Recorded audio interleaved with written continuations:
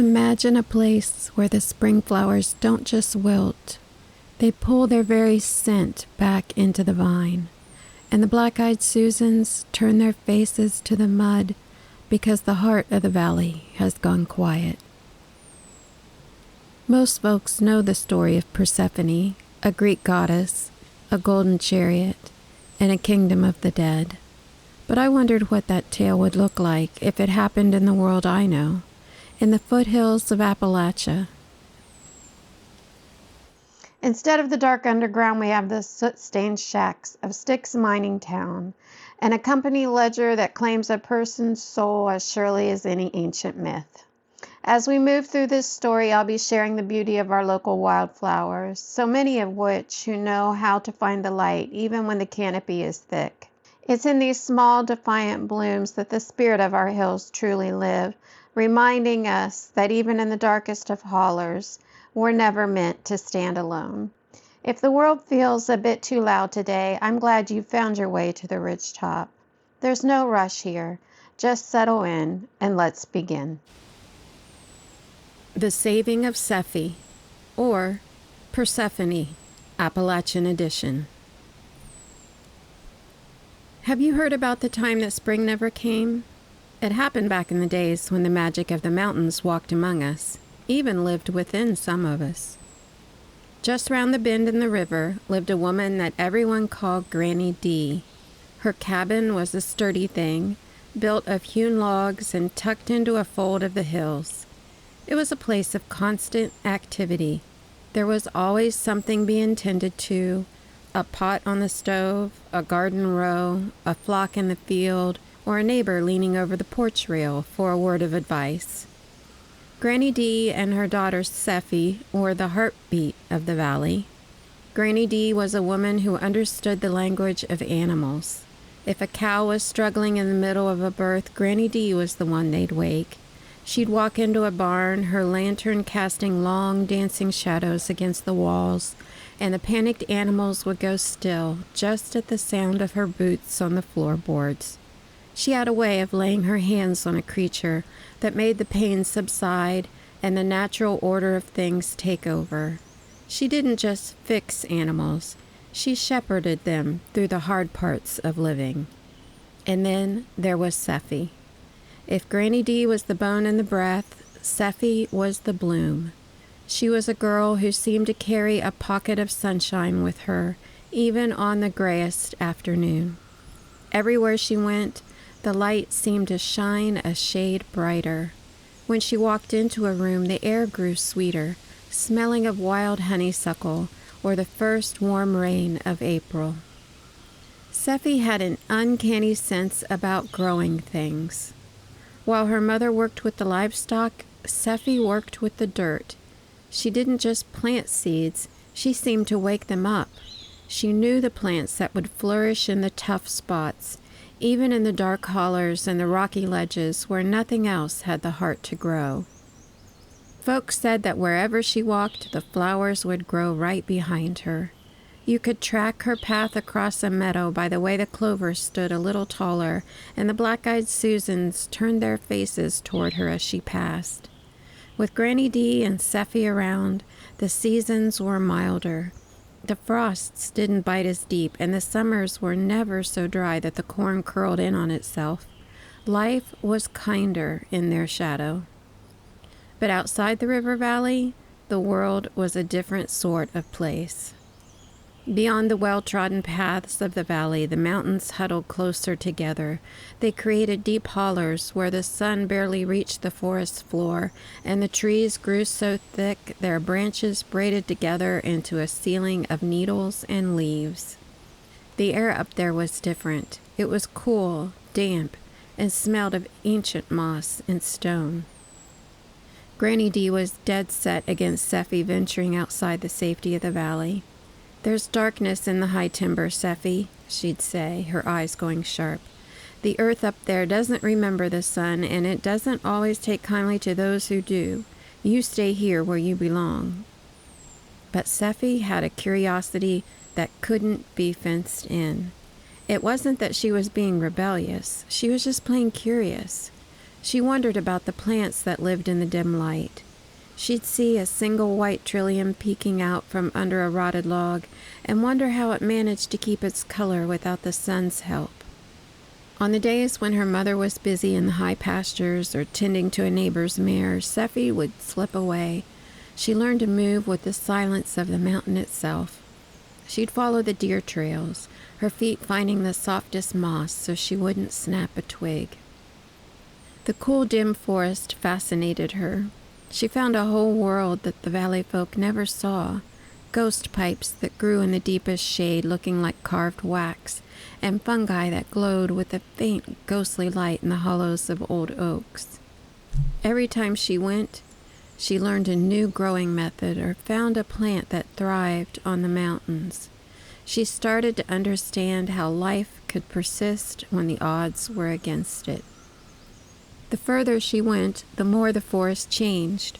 The friendly hardwoods of the valley, the oaks and maples, gave way to gnarled, ancient hemlocks. The birdsong grew sparser until the only sound was the rhythmic creak-creak of the branches leaning into the wind. One afternoon, Sephie pushed through a dense thicket of rhododendron, the waxy leaves brushing against her shoulders like cold leather. She climbed a steep, rocky spur, her fingers finding purchase in the cracks of the limestone, and when she reached the top, she found herself standing on a high lookout, peering down into a world she hadn't known existed. Far below, tucked into a deep canyon that looked like a jagged wound in the earth, was the Styx River and the town. It wasn't a place of light. It was a place of gray and black. Even from the ridge, Sephie could smell the sulfur and the heavy, flat scent of coal dust. The Styx River ran through the center of it, a slow-moving ribbon of water that looked as dark as a crow's wing. She saw the rows of company shacks, all built from the same gray timber, huddled together as if they were trying to keep the mountain from crushing them. She saw the dark, yawning mouth of the mine and the black-clad men moving toward it like a line of ants. Then Sephie's eyes went straight to the ground. She saw the garden patches behind the shacks. They were small, desperate squares of dirt. She could see the women out there leaning on their tools, staring at the stunted, pale stalks of corn and the yellowed leaves of the potato plants. These gardens were starving. They were trying to grow in a place where the sun was a stranger, and they were failing. It hurt her heart. To Sephie, a garden that couldn't grow was a tragedy worse than a broken bone. She thought of the seeds she had found in the deep forest, the ones that didn't need the sun to be strong. She thought of the valley behind her, where the light was still dancing on the river, and then she looked down at the shadows below her. She'd heard the stories of folks who never came back once they left for the mining town. She'd heard her mother's warnings to stay in the safety of the valley, but she couldn't walk away from those pale, hungry people and the equally pale plants they tended. She knew she had a gift, and she felt like she was being called to use it in a place that truly needed it. She tucked her hair behind her ears, checked the pouch of seeds at her belt, and began the long, steep climb down the mountain. The descent was a trial of its own. As Sephie climbed down the limestone spur, the air lost its crisp, pine-scented edge of the high ridges. Here, the mist didn't lift with the morning. It clung to the sides of the canyon like a wet, gray blanket, smelling of wet soot and old, cold metal. Her boots hit the hard-packed slate of the town's perimeter with a hollow thud. Everything was covered in a fine black powder. It coated the porch railings, the windowsills, and the very leaves of the few trees that hadn't been cleared for timber. As she walked the narrow gaps between the shacks, the rhythmic, mechanical heartbeat of the mine grew louder, a deep, metallic groaning that seemed to come from the mountain's own chest. It was a jagged sound, far removed from the gentle creak of the hemlocks she had left behind. She reached the garden patch she had seen from the ridge. Up close, it was even more pitiful. The corn was no taller than her waist, its tassels gray with dust and its ears undeveloped. A woman stood there, her hands knotted around the handle of a rusty hoe. She was young, perhaps not much older than Sephie, but the light in her eyes was buried under a weariness that seemed bone deep. "The dirt is tired," Sephie said softly. The woman jumped, the hoe clattering against a stone. She looked at Sephie and her eyes widened. Sephie carried the light of the valley with her. It clung to her hair. She looked like a hallucination. "Who are you?" the woman whispered. "You don't belong out here in the sticks. You've got the look of the sun on you." "I'm Sephie. I come from the valley, and I saw your garden from the lookout." Sephie knelt, letting her fingers brush the earth. It felt cold and dead, as if it had given up on the idea of life altogether. "You're trying to grow valley corn in a holler that doesn't see even 4 hours of light. It's like trying to make a woodpecker swim. It just isn't in its nature." The woman let out a short, bitter laugh.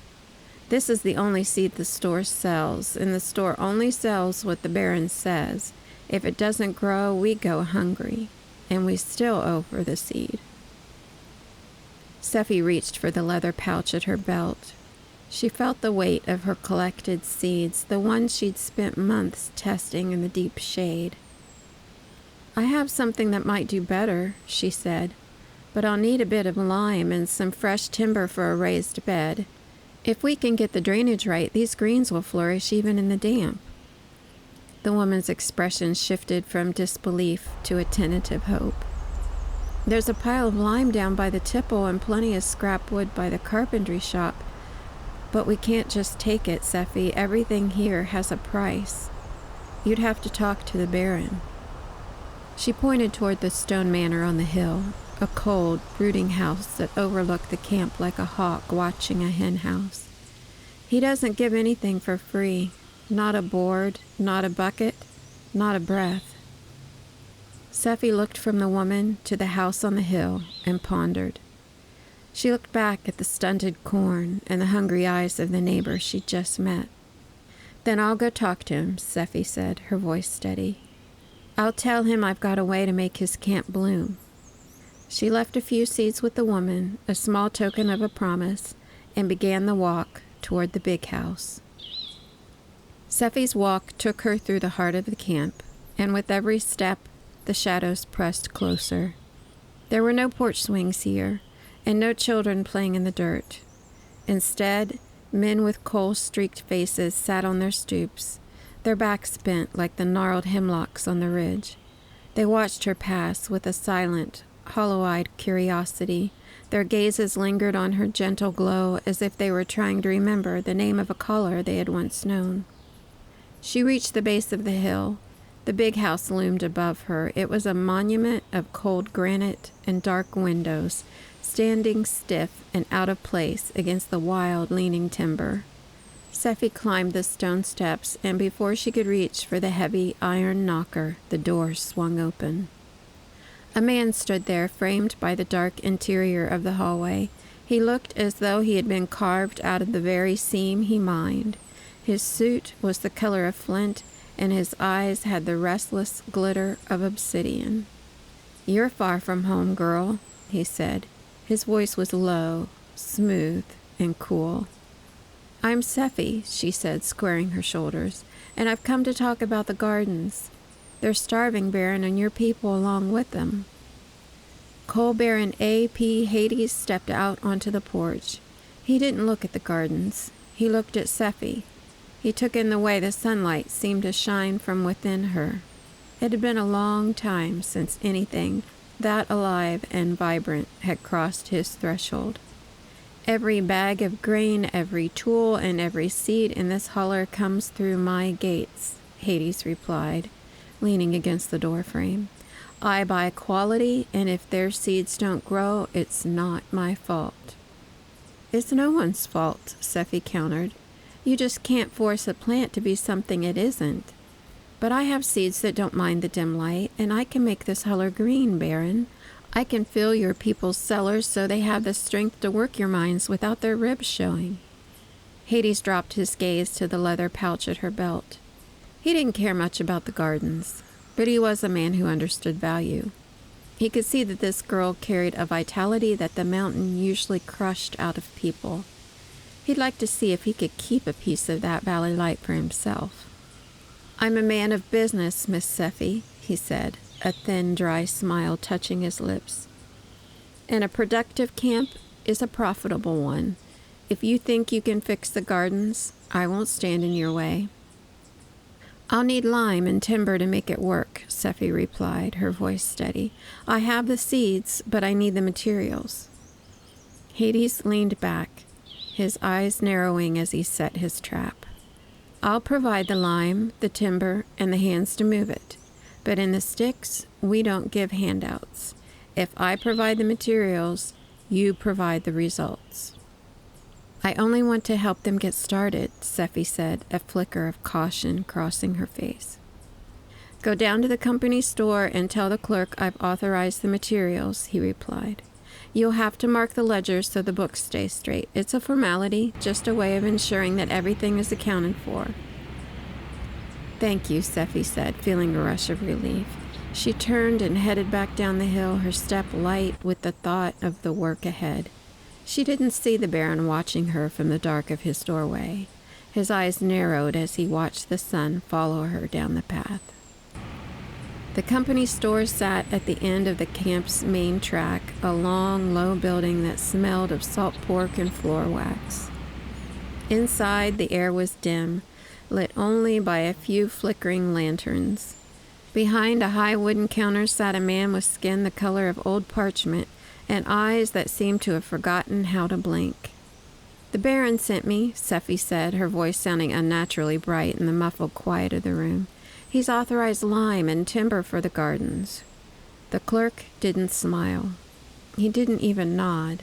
He reached beneath the counter and hauled up a ledger that looked more like a tombstone than a book.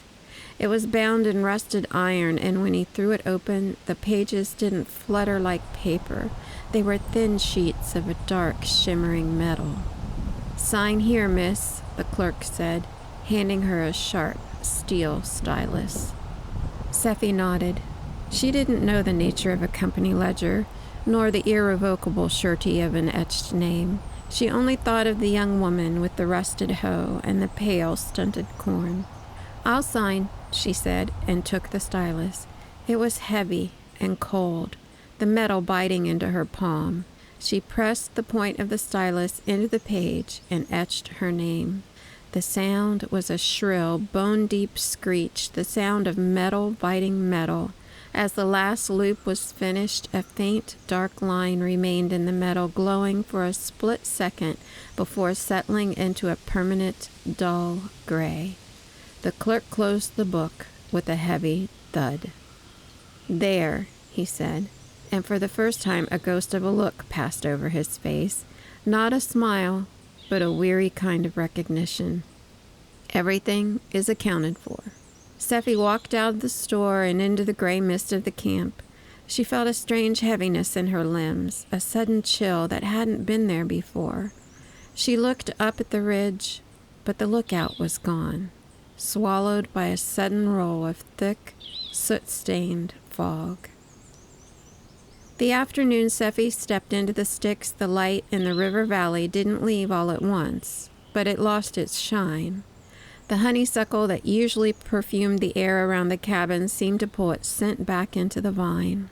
The black-eyed Susans, which always turned their faces toward the porch when Sephie was near, now drooped their heads toward the mud as if they were mourning.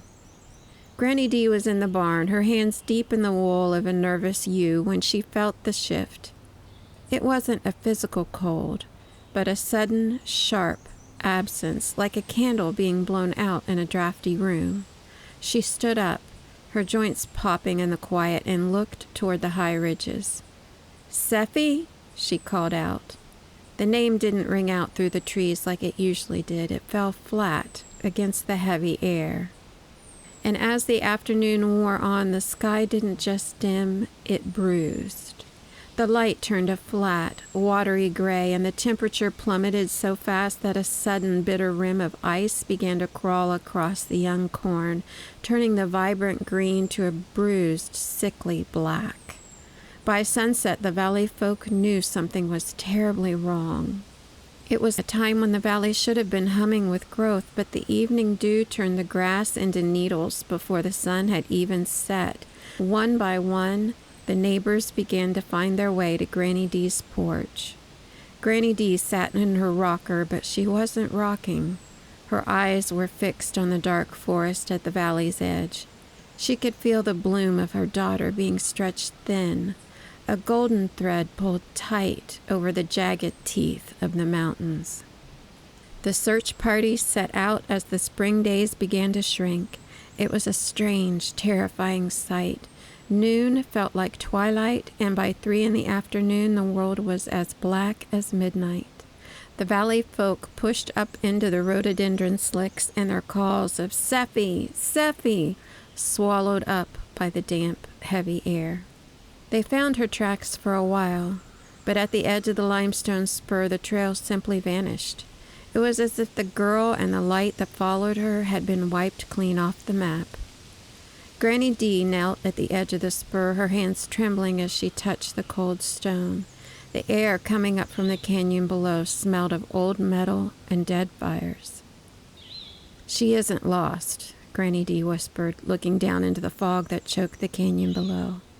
"She's being held, and if she can't come to us, then we'll have to go find where she's being kept." Below her, the Styx mining town looked like a graveyard. But Granny D didn't need a map to tell her that her daughter was down there.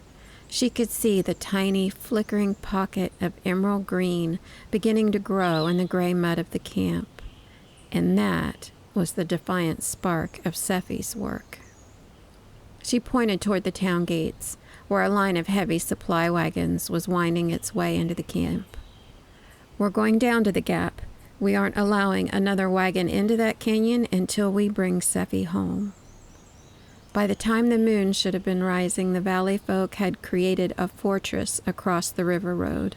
They overturned the massive timber carts, wedging the wood into the limestone walls until the road was choked tight. They didn't hide. They sat on the wagon tongues and stood in the road, their lanterns burning bright against the unnatural twilight. When the Baron's outriders rode up to the blockade, Granny D didn't even stand up. She just adjusted the heavy wool shawl on her shoulders. "The supply line is closed for the season," she called out. "Tell your master that not a single bushel of wheat, not even the sweepings from the floor, moves past this point until my daughter Sephie returns to the valley with me." The message traveled up the canyon like a slow-burning fuse. Hades had no choice. He couldn't mine coal with his supply lines down. He could break the wagons, but if he crossed the valley folk, he would lose what the valley provided him. He brought the carriage himself, the iron-bound ledger sitting on the seat beside him, and tucked into the shadows of the carriage, looking pale and etched with the gray dust of the Styx, was Sephie. When the carriage reached the town border just a few hundred yards from the wagon wall at the gap, Hades stepped out onto the slate road. "You're playing a dangerous game," Hades said, his obsidian eyes flashing. He gestured to the ledger. "The girl signed for the materials. She gave her surety you can't blockade a debt." Sephie stepped out of the carriage, her legs feeling as heavy as if she were wading through the river mud. She looked toward the line of wagons where the valley folk stood. "Mama," Sephie whispered. She took a step toward the green grass of the valley road, but as her boot reached the line where the soot met the frost, she lurched to a halt. It was as if an invisible wire, hooked into her very marrow, had snapped taut. A sharp, metallic hum vibrated through the air, and the gray shadow under her skin deepened, turning her knuckles the color of lead. Granny D's face went white. She didn't stay on her side of the line. She crossed into the soot, her boots crunching on the slate, and reached for her daughter. "She's gray, Hades." Granny D hissed, her voice a low, terrifying growl. What have you done to her? She's put it there herself, Hades replied, leaning against the carriage, holding up the iron-bound ledger. The surety is etched. The materials have been spent. She stays until the debt is settled, or the mountain takes the rest of her. That is the law of the Styx. Sephie tried to reach out, her fingers straining against the air, but the tether pulled her back, forcing her to stumble back to the Baron. The light that usually followed her was a dim, flickering thing now, struggling against the heavy shadows of the canyon. Granny D didn't look at the ledger. She didn't look at the guards. She turned her gaze to the Baron, her eyes flashing with a light that had nothing to do with the sun. She stepped forward until she was inches from him, her breath misting in the freezing air. I'm not blockading a debt, Baron, Granny D said, her voice dropping into a register that made the outriders shift in their saddles. I'm telling you the truth of the magic of this land. You've taken my daughter who carries the light and the bloom of our valley, the very valley that feeds you and your people. You want her to stay here? The valley is frozen and any promise of harvest is locked in ice. If you want to see another supply wagon in this world, you'll give me my daughter. Hades looked at the wagons, then at the bruised, sunless sky, and finally at the ledger. He was a man who lived by the deal, but he was also a man who knew when a contract had become a liability. The ledger must be balanced, Hades said, his voice cold but calculated. But I am a man who appreciates a sustainable venture. A valley of frozen fields is of no use to me, and a camp that starves cannot dig coal. He looked at Sephie, seeing the way her light was still fighting the gray shadows. The materials have been spent. The gardens and the Styx are already planted. If I let you go now, they will surely die, and the debt will remain unpaid. Sephie felt the tether humming in her blood, but as she looked back at the hollow-eyed folks of the mining camp, her fear began to turn into something sharper. She realized that if she left now, the Styx would stay in the dark forever. Sephie turned to her mother. I won't let them die, her voice regaining its sweetness, though it held a new metallic edge of strength. I'll stay and teach them how to tend the soil so they don't have to beg at the store for every scrap of grain. Sephie, no, Granny D whispered, touching her face. Not forever, Mama, Sephie countered, squaring her shoulders. She turned to Hades and offered, half the year. I return to the valley today for half the year, or otherwise the valley stays locked in frost and there won't be a grain of wheat for your wagons come autumn. I'll return to the Styx with the harvest and give you and your people the other half. A split account, Hades murmured. Half the year, the Styx claims your light. The other half you return to the valley to bring the spring. He reached for the stylus and etched a new line beneath her name. The screech was quieter this time, more of a steady hum that resonated with the mountain's own deep pulse. Hades slid the iron-bound ledger toward her. Mark the ledger, Miss Sephie. Let the book stay straight. As Sephie pressed her hand to the page to seal the new covenant, the tether didn't snap. It loosened. It became a long, flexible cord that reached all the way back to the valley, allowing her to move between the two worlds. The ice on the road began to crack with a sound like a gunshot as Sephie stepped across the line into her mother's arms. A thin, pale ray of light broke through the soot clouds, hitting the town border like a promise. Behind her, the garden she had planted in the Styx didn't wither. Instead, it hunkered down. The seeds she had chosen specifically for the dark, holding their breath, waiting for her return. True to the ledger's new mark, Sephie returned to the Styx, and as she left, the first frost bit the valley. That first season in the Styx, the gardens thrived. Sephie taught the camp to keep the greens alive and which plants thrived in the cool damp. For the first time, the people of the Styx didn't have to spend their entire wage at the Baron's store just to keep the scurvy away. But the real change wasn't just in the dirt. Behind the high wooden fences of the raised beds, away from the prying eyes, Sephie helped the men and women organize. She taught them that, like the seeds she brought from the deep forest, they were stronger when they stood together. Hades watched from his stone manor, his ledger balanced, but his grip on the hollers slipping. He had his coal, and he had his supplies, but he had lost the gray silence of his people. Back in the valley, Granny D kept a chair on the porch and a lantern in the window every winter night. The seasons were never quite the same after that. The winters were a little longer, and the springs a little sharper, but the people cherished the light more because they knew exactly what it cost to keep it. We don't see much of Granny D or Sephie these days, but you can still tell they're around just by watching the turn of the year. When the leaves start their turning and the air catches that first sharp chill, you'll know Sephie is getting ready to head back up into the shadows. You'll feel her absence when the light grows thin and the days get so short you can barely finish a chore before the dark sets in. But don't you fret none. Sephie's return is coming close when the first of the lambs are born in the barn. We know she's truly back when the trillium blooms right along the forest edge.